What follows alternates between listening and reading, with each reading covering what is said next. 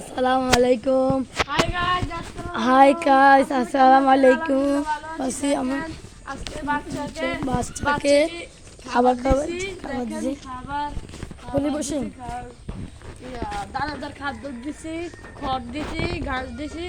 দেখেন ও অনেক ভালো একটা গরু, শান্ত গরু। খাবার সময় কিছু করলো গুতা গুতা দেয় না, দেখেন অনেক ভালো। আদর করে দিচ্ছি, ও অনেক ভালো। আমার ভাইয়ের ভিডিও চাইবেন, বল তো ভিডিওর নাম কি? এমডি মিনহাজ। এমডি মিনা দেখলে আসবে। দেখেন গরম খাইতেছে। ও এজ এজ ঠিক কথা বলে হ্যাঁ দাঁড়া এজ